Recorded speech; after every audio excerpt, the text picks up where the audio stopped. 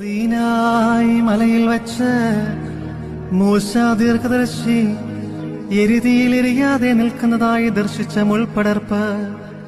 ആരെ ദൃഷ്ടാന്തപ്പെടുത്തി കാണിച്ചുവോ ആ പരിശുദ്ധ കന്യകയായ മാതാവേ,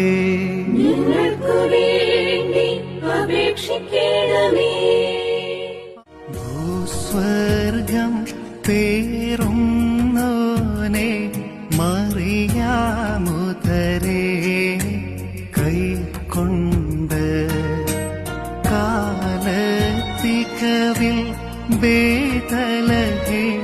ഓഫ്രത്തായിൽ വെളിവാക്കി